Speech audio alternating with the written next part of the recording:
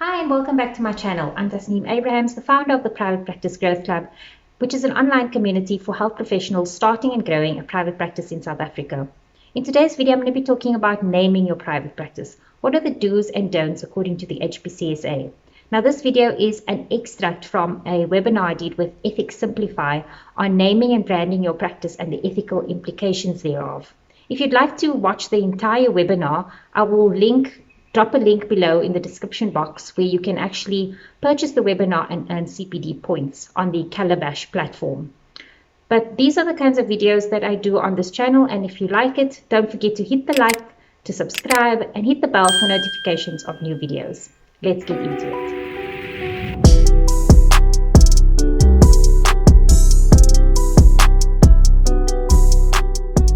What does the booklet say about naming your practice? So as I said, the only thing they talk about in terms of marketing, advertising is naming your practice, advertising in terms of what is scouting and canvassing. And even there's like gray areas around that. And then they also talk about professional stationery. So what does the booklet say about naming your practice? Now, this is a very tangible aspect of your branding. And it's a topic that comes up a lot in the health professions community, and with especially with the newer, younger health professionals starting to name their practice with these cute, clever, creative names. And it causes quite a lot of stir, especially among the more experienced professionals, especially because the newer therapists, they only know the current booklet. They don't know the booklet from 2002, which has been retracted. So a lot of them are creating these nice logos. And I remember when I first moved back to Joburg and I started a practice back then, and I still went to, what was her name now? I can't remember. I went to this much older therapist for like some guidance on starting my practice.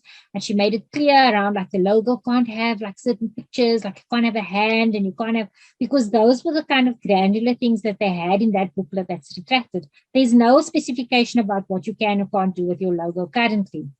So now you have these newer therapists who are naming their practice with these cute names and having these fancy logos and all of that. And so it comes up a lot and it causes quite a stir.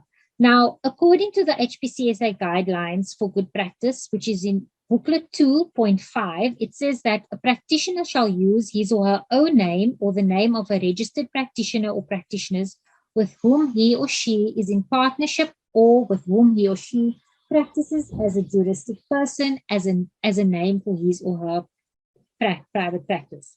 It's quite a mouthful, but what does this actually mean?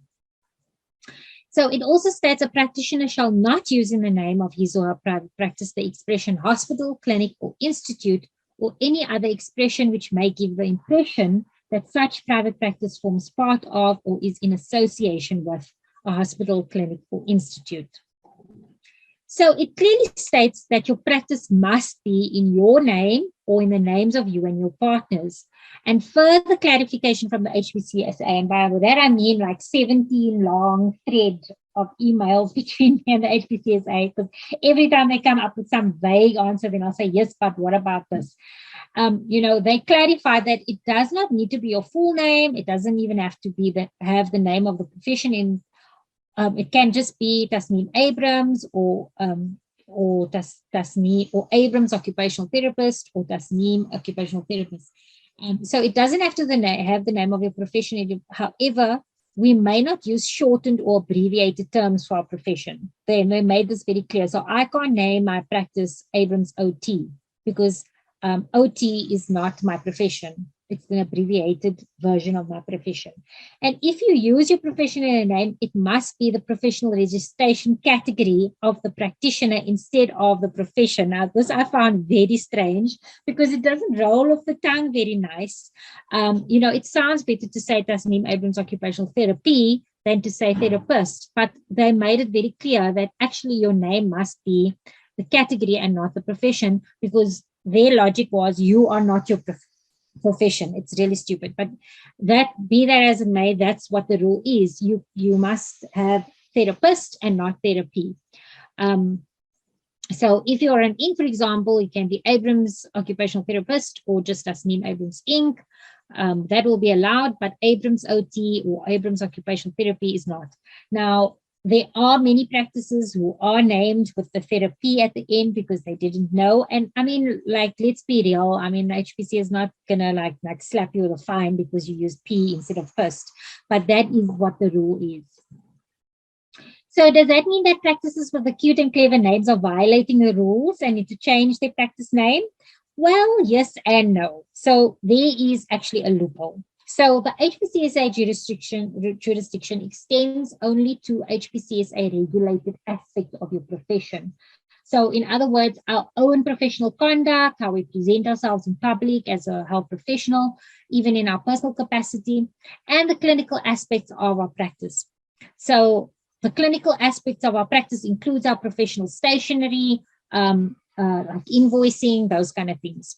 So in other words, your clinical practice name and all your professional stationery, like your invoices and letterheads, must be in your name that is in cohesion with Rule 5 that I just mentioned to you now.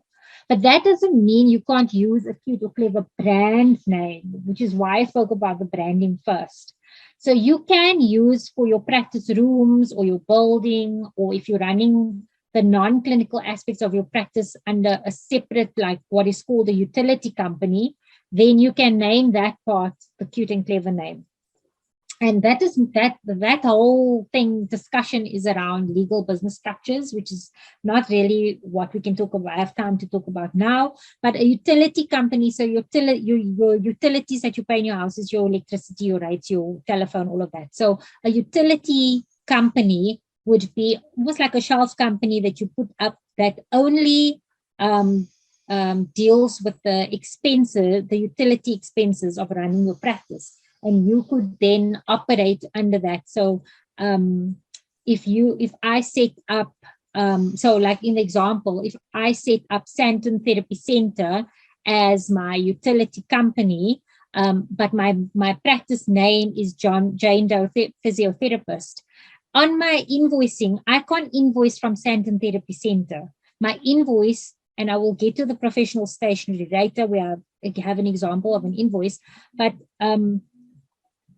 as on my invoices and my official professional documentation needs to be my HPCSA allowed name, which is Jane Doe Physiotherapist.